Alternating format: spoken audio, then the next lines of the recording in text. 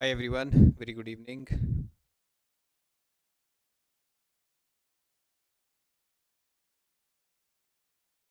Good evening everyone. Good evening.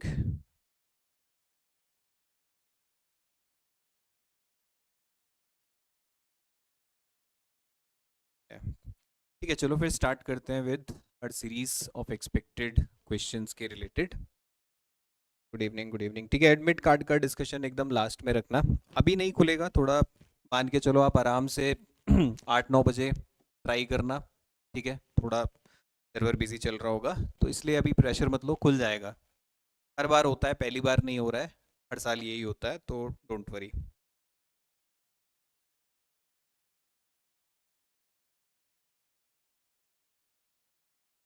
ठीक है, so let's start. तो फर्स्ट क्वेश्चन हमारे पास है फ्रॉम द ब्लड रिलेशन. चलो. ठीक है यार राहुल, आज लॉजिज्म कर लेंगे रिवाइज. देखो, पहला क्वेश्चन क्या बोल रहा है कि in a joint family consist of 7 members. ठीक है, एक जॉइंट फैमिली है 7 मेंबर्स की, ABCDEF and G with 3 females. 3 females है वहां पे. Now G is a window and sister in law of D's father F. ठीक है. B and D are siblings and A is daughter of B, C is cousin of B. तो E के लिए इसमें से कौन कौन सी स्टेटमेंट आपकी वैलिड होने वाली है? अपने एंड से बढ़ा लो ना, मेरी आवाज कम आ रही है तो अपने एंड से बढ़ा दो. ठीक है.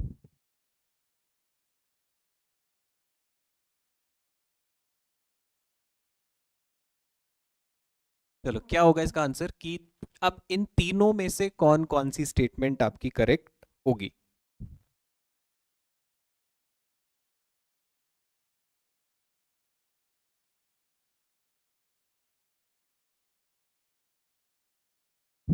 Hello, good afternoon, good evening everyone. चलो, क्या होगा आंसर फर्स्ट का? तो एक आंसर मेरे पास आया कि तीनों स्टेटमेंट सही हैं. बाकी लोग कंडीशंस को ध्यान रखना है कि देर आर 3 फीमेल्स. फीमेल वहां पे 3 है. ठीक है. तो टोटल 7 मेंबर्स हैं, 3 फीमेल्स है अगर वहां पे, तो that means remaining 4 are mail.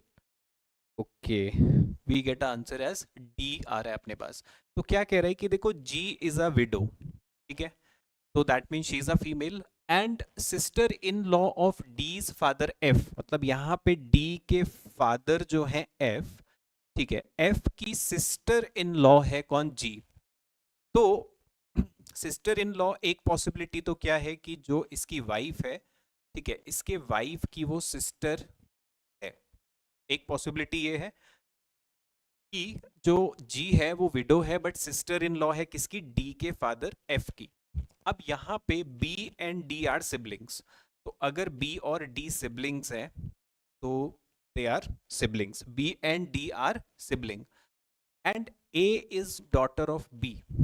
और ए कौन है? A is daughter of B, मतलब बी की वो डॉटर है ए. ठीक है. C is cousin of B. अब देखो, सी जो है वो बी की कजन है. तो अगर सी जो है वो बी की कजन है तो कहां पर आएगी वो? यहाँ पे. ठीक है, सी कौन है? Cousin of B. अब देखो, हमें यहाँ पे दिया हुआ था कि देर आर 3 फीमेल्स. तो क्लियरली थर्ड यहाँ पे कौन बचा अपने पास? ई बचा ना. ई यहाँ पे 1 फीमेल, 2 फीमेल, 3 फीमेल. तो फिर बाकी सारे के सारे डेफिनेटली क्या होंगे? They are male. बाकी सब तो मेल बचेंगे. सिबलिंग हो गए, रियल ब्रदर एंड सिस्टर हो गए ना, दे आर सिबलिंग. कजन हो गए जो आपके अंकल आंट के बच्चे हो गए, दे आर कजन. ठीक है. तो कजन ये सिबलिंग है because they have same mother and father. ठीक है, तो वो अपने क्या होते हैं? They are sibling. और कजन क्या बोलोगे? चाचा, मामा, ताऊ, इस तरीके से. तो अब यहाँ पे ई कौन है? चलो, ई तो एफ की वाइफ है. फर्स्ट स्टेटमेंट है वाइफ ऑफ एफ. हाँ, this statement is correct. Grandmother of A, yes, she is grandmother of A, that is also correct. Aunt of C. देखो, सी की आंट है, सी की mother की sister है वो, है ना. सी की मदर की सिस्टर है aunt of C. 1, 2 and 3, all the 3 statements are correct. But about admit card आराम से ट्राई करना 8-9 बजे के बाद। अभी देखो सर्वर पे लोड होगा सबके, तुम खाली तुम्हारे एडमिट कार्ड थोड़ी आए होंगे, बाकी जो अदर एग्जाम्स हैं सीईटी के सबके एडमिट कार्ड आए होंगे जिनका एग्जाम है फर्स्ट वीक में। तो अभी बेटर है मत ट्राई करो, आराम से 8-9 बजे के बाद ट्राई करना। कैलेंडर का कॉन्सेप्ट ठीक है, लास्ट में विल डू, लास्ट में थोड़ा सा टाइम बचेगा तो क्विकली फिर कैलेंडर को एक बार देख लेंगे। चलो नेक्स्ट प्रॉब्लम पे चलते हैं। नेक्स्ट सिचुएशन इज कि a family of 2 generations consisting of 6 members P Q R S T and U has 3 males and 3 females. There are 2 married couples and 2 unmarried siblings. U is P's daughter and Q is R's mother-in-law. ठीक है, T is an unmarried male and S is a male.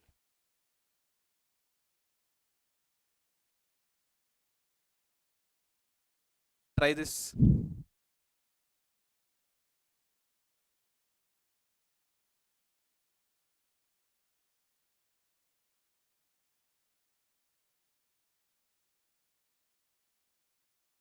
तो what we have कि एक family है, 2 generations है, एक तो 6 members हैं P Q R S T and U।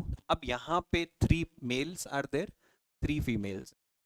अब 2 unmarried couples हैं यहाँ पे, there are sorry married couples हैं, देयर आर 2 married couple। ये पॉइंट्स अपने को ध्यान रखने हैं। 2 unmarried siblings मतलब जो यहाँ पे 2 siblings हैं दे आर नॉट मैरिड। अब U इज P's डॉटर, ठीक है, U कौन है, P की डॉटर है, एंड Q जो है वो R की मदर इन लॉ है। T is an unmarried male and S कौन है, S एक मेल है। तो कौन सा ऑप्शन यहाँ पे करेक्ट होने वाला है, which option is going to be correct?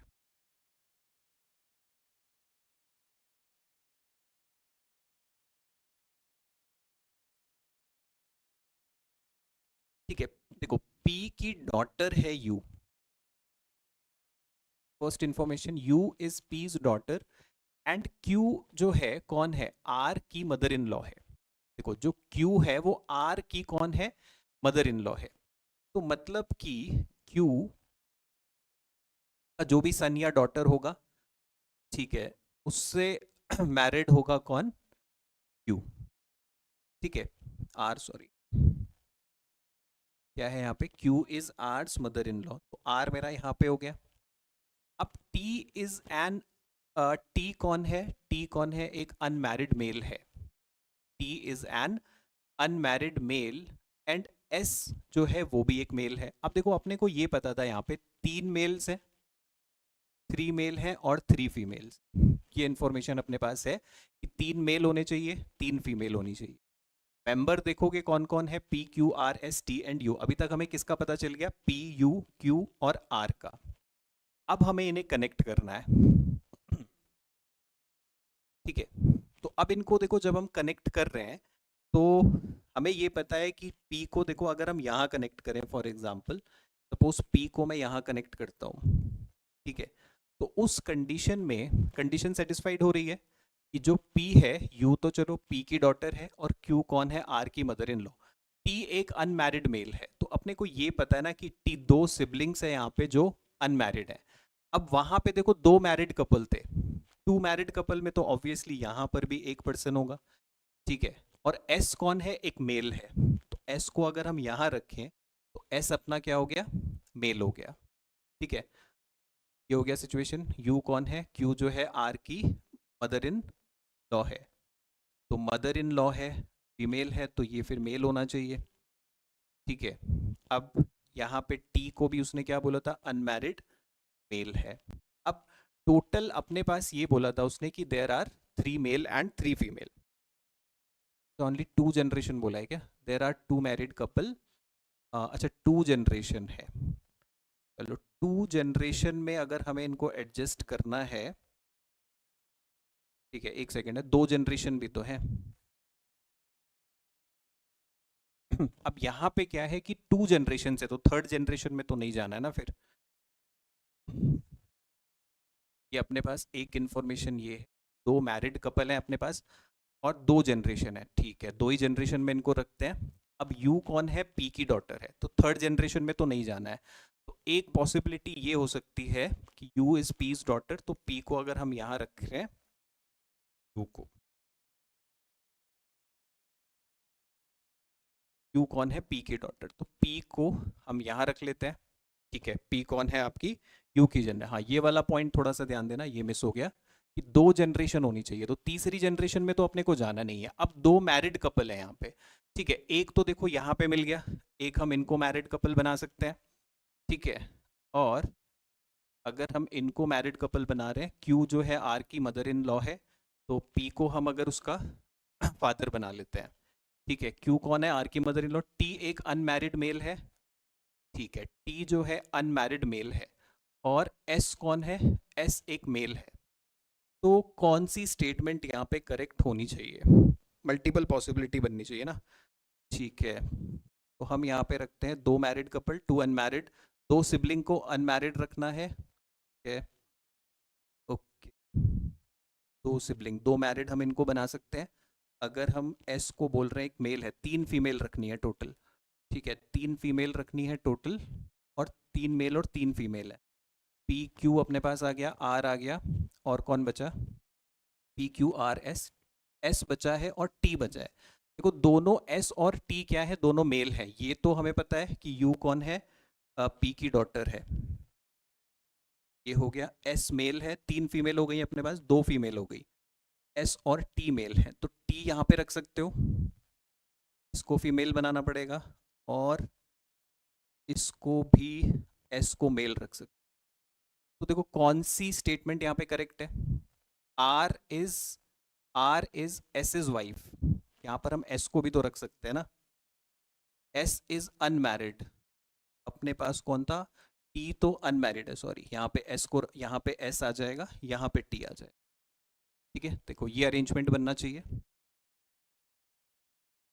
T unmarried है तो टी को यहाँ रख लो। तो 2 जनरेशन थी, तो 2 जनरेशन में हमने इनको एडजस्ट किया, 2 कपल हो गए अपने पास। ठीक है, एस उसने मेल दिया हुआ है, तो अब क्या कह रहा है कि आर कौन है? एस की वाइफ है ना। आर इज द एस की वाइफ, आर इज एस की वाइफ। हाँ, बिकॉज टी अनमैरिड है तो आप टी को यहाँ नहीं, क्योंकि 2 पॉसिबिलिटी बन सकती थी, टी भी आ सकता था इधर, एस भी आ सकता था, बट यहाँ पे क्लियरली मेंशन है कि T is an unmarried mail, तो टी अनमैरिड मेल है तो टी को फिर वहीं रखना पड़ेगा। तो बी वाला विल बी द करेक्ट। ठीक है, तो always pay attention to the key points, है ना। कई बार देखो जैसे 2 जनरेशन अगर स्किप हो गया तो वो 3 में सेटिस्फाई कर जाएगा। ठीक है, तो 2 जनरेशन है, 3 मेल्स रखने हैं, 3 फीमेल्स रखने, तो हमारे पास 3 मेल 3 फीमेल यहाँ पे सेटिस्फाइड होता है। T can be arts brother, हाँ हो सकता है, दैट इज अ पॉसिबिलिटी। ठीक है, बट फिर वो अदर फैमिली में हो जाएगा। यहाँ पे क्या बोल रहा है? एक ही फैमिली में है, एक फैमिली है 2 जनरेशन की, तो will try to accommodate them in the same family. ठीक है, तो हम उनको कोशिश करेंगे सेम फैमिली में रखें। तो वो एक पॉसिबिलिटी हो सकती है ना, कि अगर वो आर का भाई है तो then that is a another family involve हो गई फिर वहां पे। ठीक है,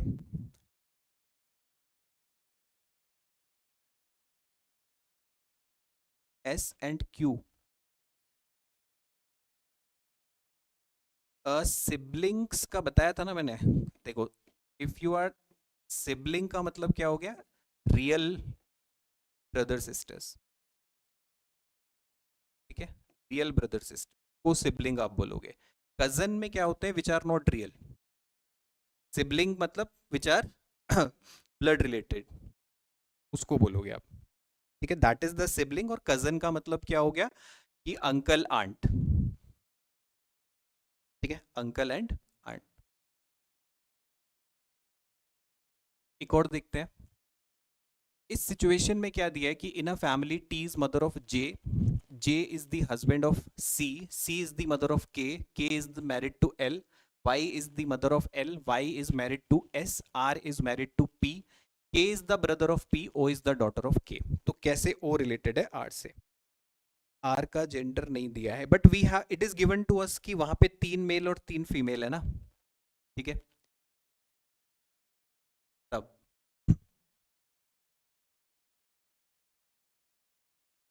वहां पे दिया हुआ था कि एस भी मेल है टी भी मेल है, तो बाय डिफॉल्ट, और 3 मेल अपने पास ऑलरेडी हो गए ना, इसलिए अपने को उसको तब जेंडर देना है, इसीलिए वो पॉइंट इंपॉर्टेंट था। There are 3 males and 3 females, उनको भी ध्यान में रखना है।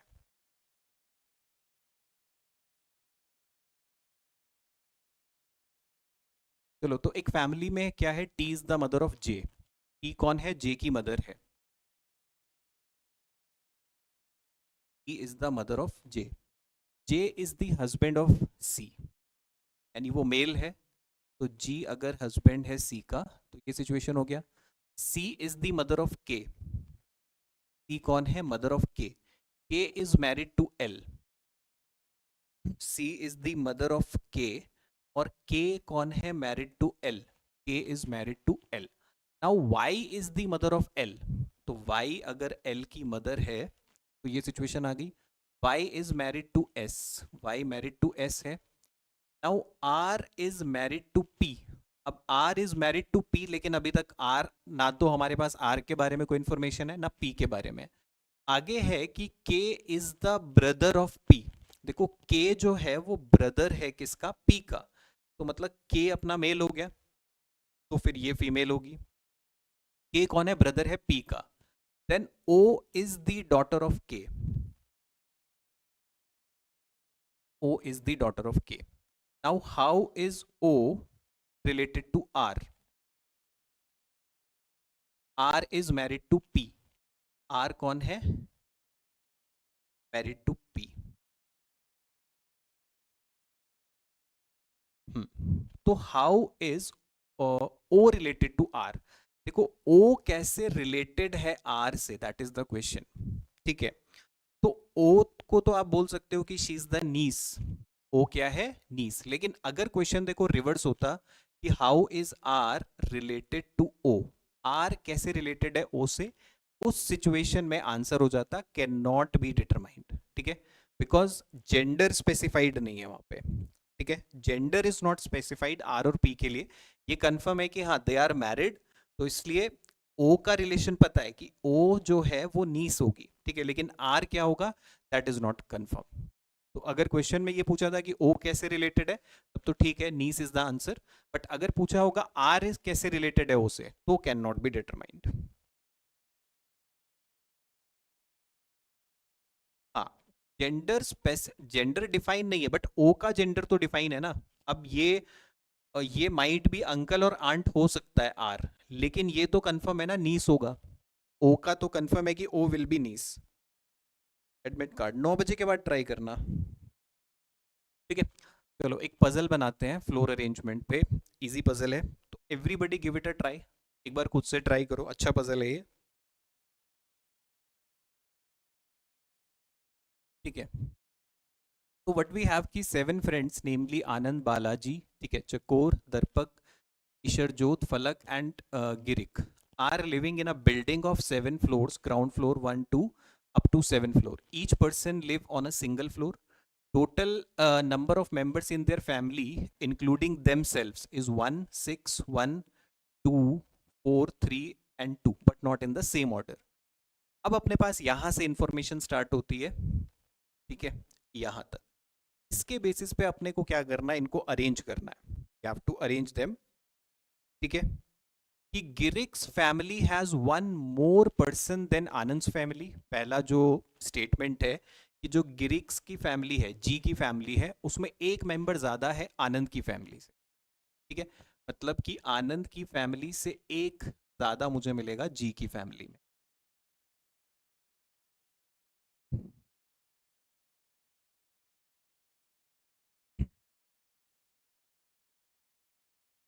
हाँ, देखो, के ब्रदर है, दैट इज, आप ये बात तो ठीक है कि के जो है वो ब्रदर है पी का, बट पी उसकी सिस्टर है ये तो नहीं पता ना भाई।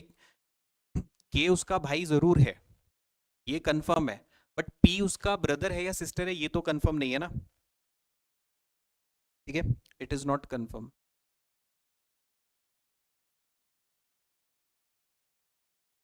ठीक है, अब देखो 3 पैरामीटर्स है अपने पास। सबसे पहले तो वही फ्लोर वाला। हाँ, तो यहां से अब देखो, यहाँ पे मैं,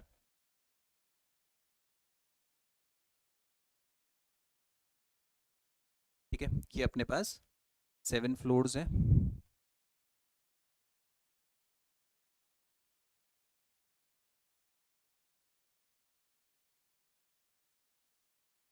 यहाँ पे देखते हैं कौन है और यहाँ पर उनका फैमिली मेंबर्स का क्राइटेरिया सेट करना है।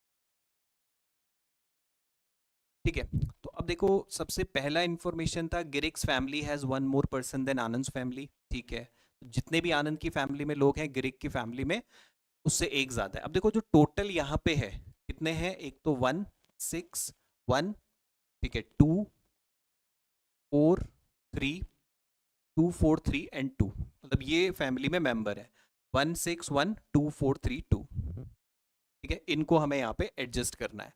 तो अब गिरिक की फैमिली में एक पर्सन ज्यादा है आनंद की फैमिली से, तो मतलब 1 का डिफरेंस होना चाहिए। तो वो आप देखो 2 3 में भी हो सकता है, 3 4 भी पॉसिबिलिटी हो सकती है।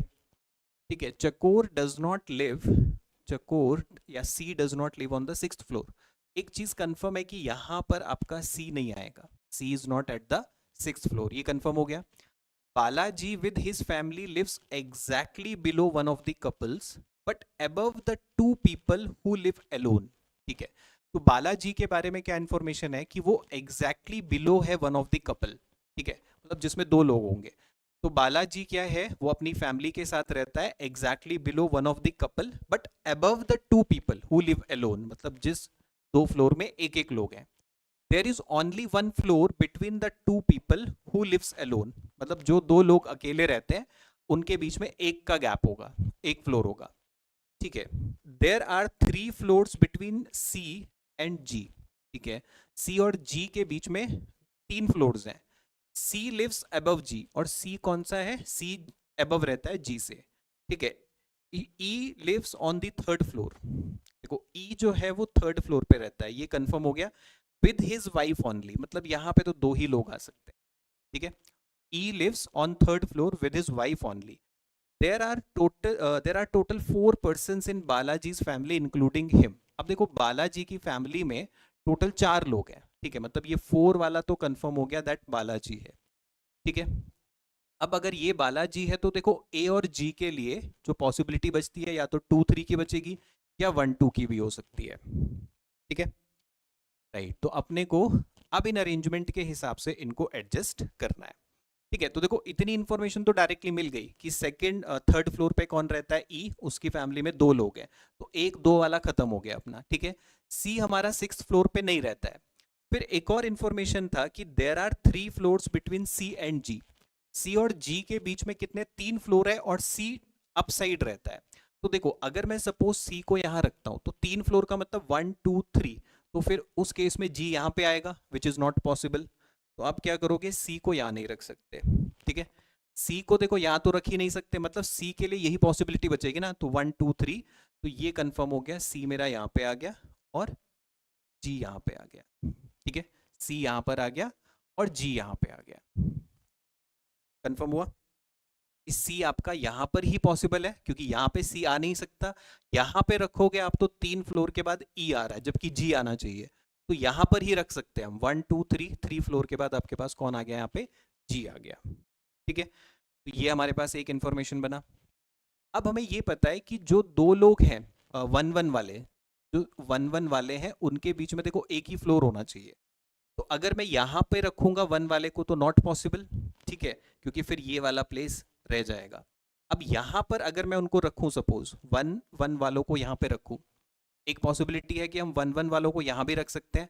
अब देखो अगर हमने यहाँ पे रखा तो क्या दिक्कत होगी, यहाँ पे अगर हमने उन्हें रखा तो ये दिक्कत होगी कि बालाजी जो है वो exactly below one of the couple but above the 2 people who live alone. तो बालाजी के ऊपर फिर 2 फ्लोर खाली होने चाहिए जो नहीं पॉसिबल हो पा रहा है, तो 1 1 वाले फिर यहीं पे आएंगे। ठीक है, 1 और 1 वाले मेरे यहीं पे आएंगे।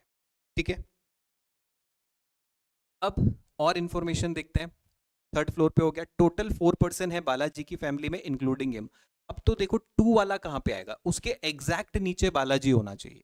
ठीक है, जो 2 वाला है तो वो यहीं पे पॉसिबल है क्योंकि यहाँ पे तो देखो सी है, तो इधर 2 वाला होगा और फिर बालाजी की फैमिली में कितने हो जाएंगे, 3 हो जाएंगे ना। फिर बालाजी की फैमिली में कितने रखने पड़ेंगे, 3 लोग रखने पड़ेंगे, तो बालाजी यहाँ पे आ पाएगा। ठीक है, अब नहीं बालाजी की फैमिली में 4 थे ना, नॉट 3, बट वो किसके बिलो है, जस्ट बिलो अ कपल, तो यहाँ पे 4 वाला बालाजी आ गया। अब इसकी फैमिली में 2 है तो यहाँ पे फिर कितना आना चाहिए, 3, और यहाँ पे क्या बचा फिर अपना 6। ठीक है, अब यहाँ पे एक और इंफॉर्मेशन थी अपने पास कि आनंद की फैमिली में Balaji with his family live a couple, but above the two people who live alone there is only one floor between the two people। तो इसका मतलब देखो A तो यहाँ पर आ गया, ये कंफर्म हो गया। अब इसमें कौन कौन आ सकता है, या तो D आ सकता है या तो F आ सकता है, आइदर D आइदर F। तो ये अपना अरेंजमेंट फाइनल बनेगा। ठीक है, this has to be the final arrangement. तो अब देखो इसके हिसाब से कौन है हमारा 5th फ्लोर पे, which one of the following lives on the 5th floor. 5th floor पे आपका कौन है, C, फर्स्ट वाला ऑप्शन।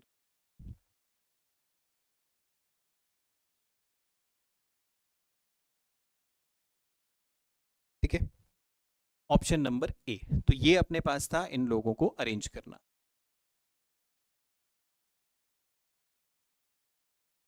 तो हमेशा गो विद द पॉसिबिलिटी। आप चेक करो कि देखो 1-1 वाला मैंने ऊपर इसलिए नहीं रखा क्योंकि मुझे 2 फ्लोर चाहिए थे, जिसमें एक में बी आएगा और बी के ऊपर कोई और आएगा। ठीक है, तो यही पॉसिबिलिटी बनी 1-1 वाली। नेक्स्ट वन, अगला देखो कि among 5 friends P Q R S and T each studying in a different standard, 3rd 4th 5th 6th and 8th।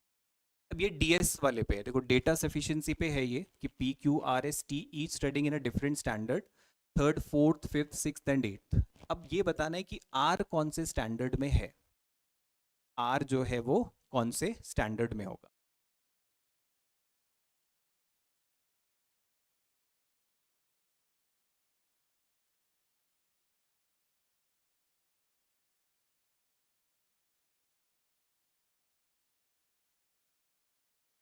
तो अगर जैसे स्लॉट्स अवेलेबल हो गए ना, अभी तुम्हारे पास स्लॉट्स आ गए हैं, तो उसी स्लॉट में आप मॉक दो।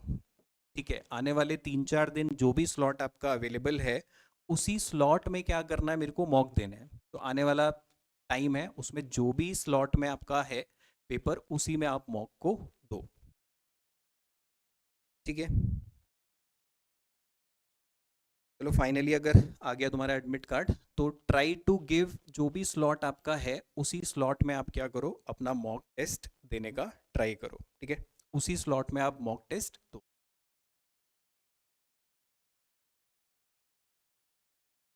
ठीक है, तो यहाँ पे क्या कह रहे हैं कि among 5 friends P Q R S and T each studying in a different standard, 3rd 4th 5th 6th 8th। अब ये कह रहा है कि in which standard does R study. इन तीनों में से कौन सी स्टेटमेंट से देखो आंसर निकल सकता है।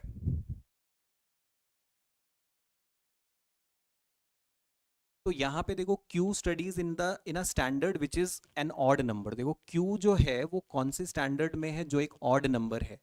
R कौन है, Q का सीनियर है but does not study in 8th standard. R Q का सीनियर है but does not study in the 8th standard. Only 3 students are senior to P। Q is senior to P but junior to R and S is not junior to T। तो बताओ इनमें से कौन सी statement से मेरा answer निकल सकता है, which of these statement will give me the answer। ठीक है, P Q R S and T studying in a different standard, 3rd 4th 5th 6th 8th। अब ये कह रहा है Q studies in a standard which is an odd number. तो might भी Q किस में हो सकता है, 3rd में हो सकता है या 5th में हो सकता है। ठीक है, दो ही स्टैंडर्ड पॉसिबल है क्यू के लिए। अब यहाँ पे हमें बताना है कि एक्चुअली कि आर के स्टैंडर्ड में पड़ता है। तो क्यू जो है वो एक ऑड नंबर में है, आर जो है क्यू का सीनियर है but does not study in 8th standard. अगर वो क्यू का सीनियर है तो 3rd में तो डेफिनेटली नहीं होगा, 4th में हो सकता है, 5th में हो सकता है या 6th में हो सकता है। ठीक है, 4th में हो सकता है, 5th में हो सकता है। अगर ये 3rd में है तो वो 4th में हो सकता है, अगर वो 5th में है तो 6th में हो सकता है, but not in the 8th standard. ठीक है, तो अब इससे तो नहीं पता चल रहा है क्लियरली कि आर कौन से स्टैंडर्ड में पढ़ रहा है। फिर है कि only 3 students are senior to P. देखो 3 ही स्टूडेंट ऐसे हैं which are senior to P. 3 student आपके ऐसे हैं जो पी से सीनियर है और क्यू जो है वो सीनियर है पी का। ठीक है, तो जो क्यू है वो सीनियर है पी का बट जूनियर है वो आर का। ठीक है, तो ऑब्वियसली अपने को ये पता है कि क्यू या तो थर्ड में होगा या तो, और पी से सीनियर देखो सिर्फ 3 लोग हैं। 3 लोग का मतलब क्या हो गया कि कंफर्म हो गया ना कि पी अपना कौन से स्टैंडर्ड में है, फोर्थ स्टैंडर्ड में है। ठीक है, तो फिर ऑब्वियसली क्यू किस में होगा, फिफ्थ में, और आर किस में हो जाएगा फिर सिक्स में। तो इन दोनों से आप निकाल सकते हो। ठीक है, S is not junior to T, इसकी तो देखो जरूरत है नहीं, तो आप ओनली फर्स्ट एंड सेकंड को यूज करके बता सकते हो कि विच वन इज आर का स्टैंडर्ड। ठीक है, सिक्स्थ वाला स्टैंडर्ड आर का हो जाए सिक्स स्टैंडर्ड, तो ये हो जाएगा। ये देखो series, select the number that will replace the question mark in the following number series. इस नंबर सीरीज में आपको बताना है कौन सा जो नंबर है will replace the question mark.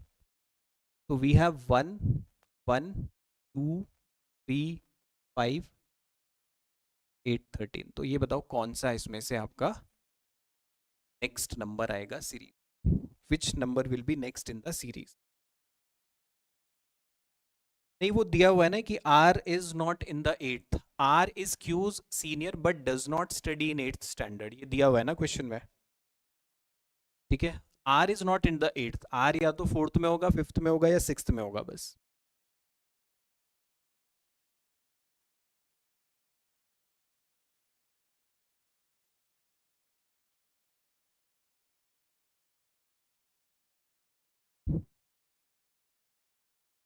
यार सी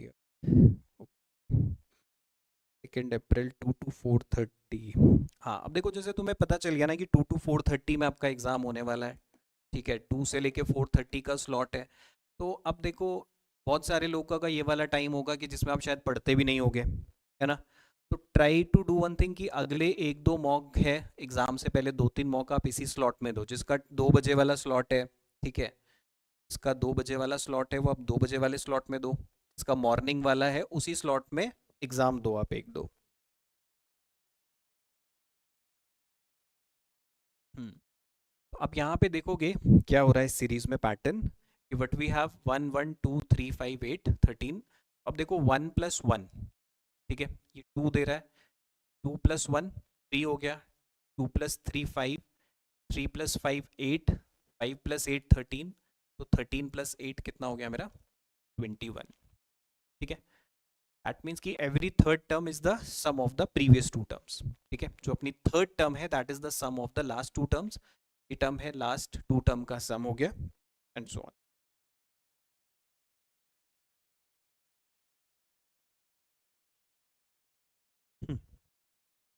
सी आएगा ना 21, 13+8, दिस वन।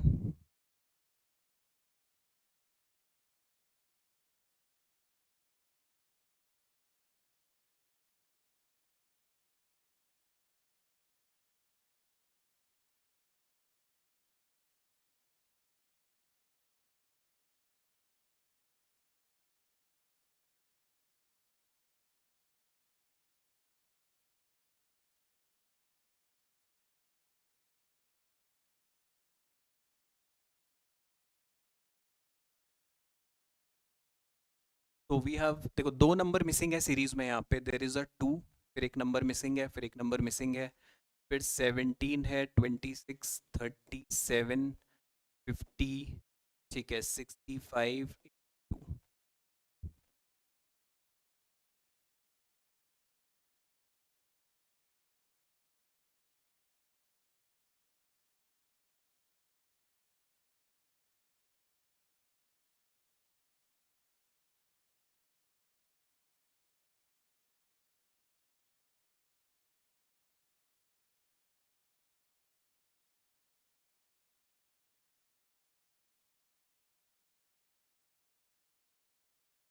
चलो देखो पैटर्न पकड़ने की कोशिश करते हैं। तो यहाँ पे तो 2 नंबर मिसिंग है, यहाँ पर आप देखोगे तो +9 हो रहा है, ठीक है, यहाँ +11 हो रहा है, यहाँ पे देखोगे +13 हो रहा है, +15 हो रहा है, तो आई थिंक पैटर्न क्लियर हो रहा है, +17 हो रहा है। तो दैट मीन्स कि यहाँ से यहाँ का जो पैटर्न है वो +7 रहा होगा, 17 - 7, इधर +5 हुआ होगा, और इधर फिर +3। 2 नंबर्स कौन से हैं, 5 and 10।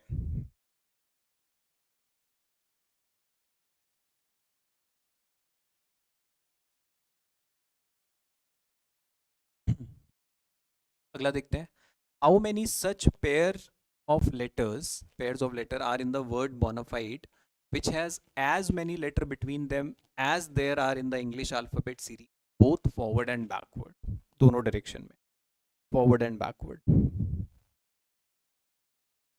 ठीक है, वी हैव अ वर्ड कि वर्ड अपने पास क्या दिया हुआ है, बोनाफाइड।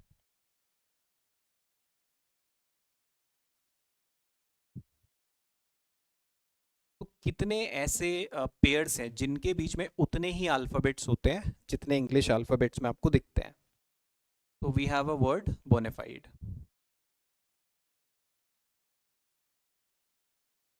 तो देखो, बोनाफाइड इज देयर,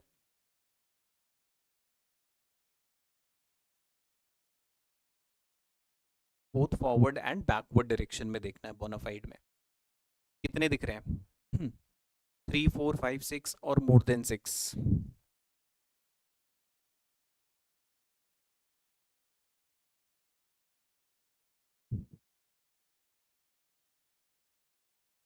देखो, एक तो यही हो गया अपने पास NO, है ना, एक ये दिख रहा है DE, दो तो यहीं पे हो गए। ठीक है, एक आपको ये भी दिख जाएगा DEF, है ना, एक ये वाला दिख जाएगा ABCDE, एक तो ये बन रहा है ABC और एक ये भी बन रहा है।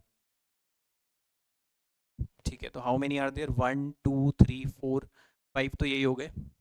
आई थिंक 5 हो पा रहे हैं ना। सिक्स्थ कौन सा वाला मिस हो गया? B CDEF भी बन रहा है ना, BCDEF। How many are there, 1 1 2, एक ये हो गया, 2 3 4 5 6 दिख रहे हैं मेरे को तो। बी से लेके एफ तक भी है क्या? BCDE, हाँ ये तो बना ही दिया ना हमने।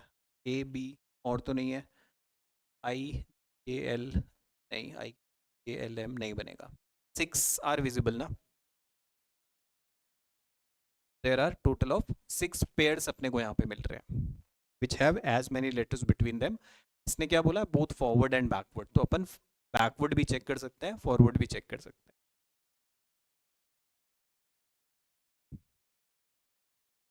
चलो अनदर वन की 8 members ABCDEFG and H are in a family related to each other, only 3 married couples are there।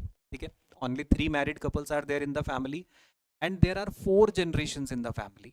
ठीक है, की पॉइंट्स क्या क्या है, 3 मैरिड कपल है, 4 जनरेशन है, सम मेल, कितने मेल है कितने फीमेल ये नहीं पता, बस ये गिवन है कि number of females is more than the number of males in the family. ठीक है, आइदर सिंगल और both parents are alive in the family, तो उसके बेसिस पे ये बताना है कि who is the spouse of B.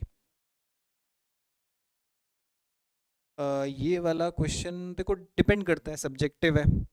अगर तुम्हें लग रहा है कि बहुत ज़्यादा कंफ्यूजिंग है स्किप कर सकते हो, बट आई थिंक ईजी है ना, ज़रूरत नहीं है स्किप करने की।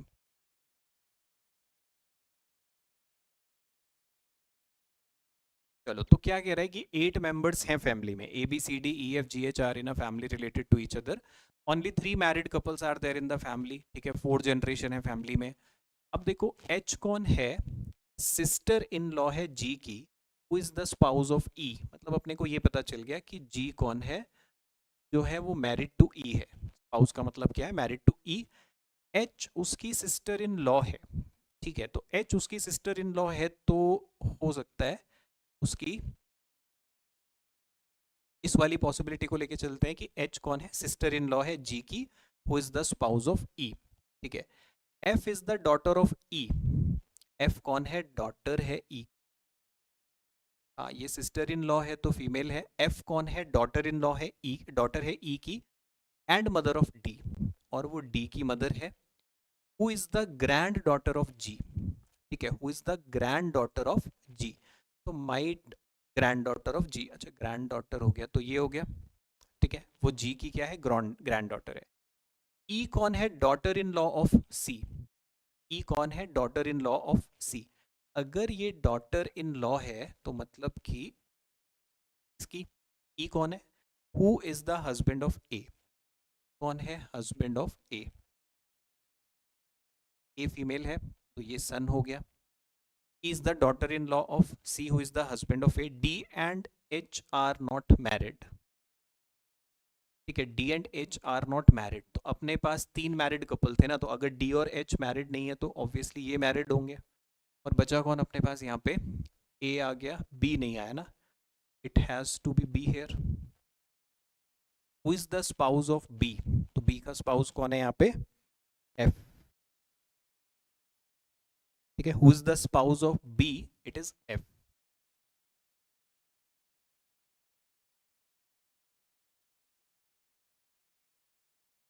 चलो अनदर वन. कि यहाँ पे क्या कह रहे हैं? 7 boys P Q R S T U and we have different weights. P is heavier than Q. P is heavier than only 3 people. Q is heavier than P. T is heavier than S but lighter than R. U is heavier than R but lighter than Q. So how many boys are lighter than U?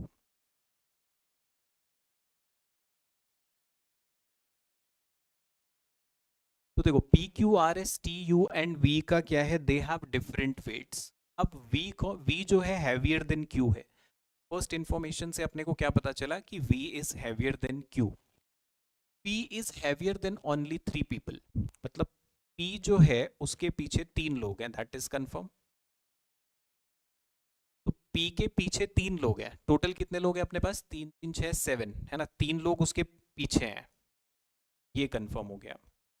तो that means 3 लोग उसके आगे होंगे. वो 4th position पे होगा ना. अगर वो P जो है वो हैवियर देन ओनली 3 पीपल, सिर्फ 3 लोगों से वो हैवी है, तो ये कंफर्म हो गया. 3 लोग उसके पीछे हैं तो ऑब्वियसली 3 लोग फिर उसके आगे भी होंगे. Total 7 people are there. अब देखो Q is heavier than P. तो अब Q जो होगा वो P से तो आगे आएगा, इस तरफ आएगा. नाउ T जो है वो हैवियर देन S है. ठीक है, V तो हैवियर है Q से और Q हैवियर है P से. तो एक चीज कंफर्म है कि देखो Q.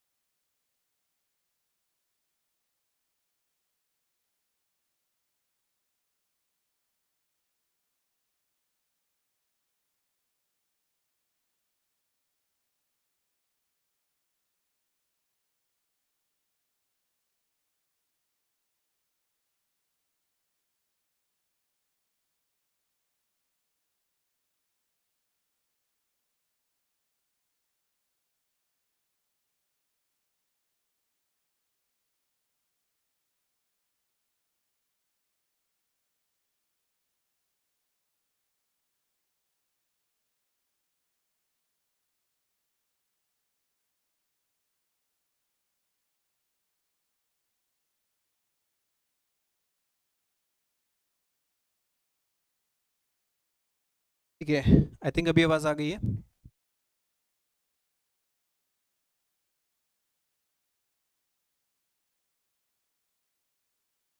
आ रही है साउंड अभी? हम्म.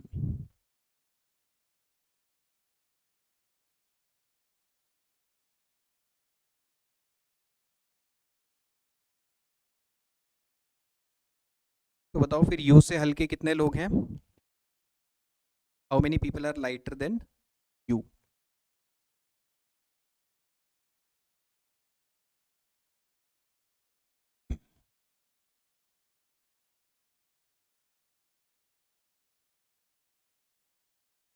फोर। ठीक है। हाँ, तो वो पॉसिबिलिटी अपनी क्लियर हो जाती है, क्योंकि एस देखो यहाँ पे हमें पता है कि टी को हमें एस से आगे रखना है। टी जो है उसको एस से, तो टी क्या है, हैवी देन एस है, लेकिन बट वो लाइटर देन आर है।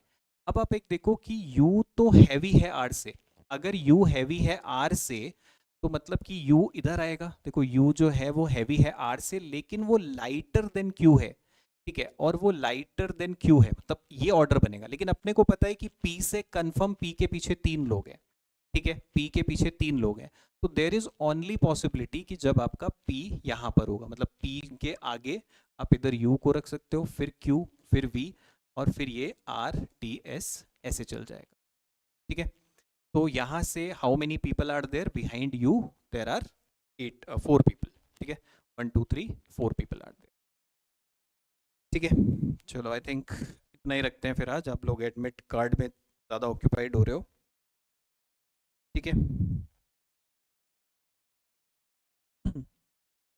ठीक है, देखो एडमिट कार्ड अगर आ गया है तो डू वन थिंग कि आप उस पर उसी टाइम स्लॉट पे एक दो मॉक ज़रूर देना डेफिनेटली, क्योंकि जिन लोगों का अगर मॉर्निंग स्लॉट आया है लेकिन तुम्हें मॉर्निंग में बैठने का आदत ही नहीं है तो थोड़ा सा दिक्कत होता है।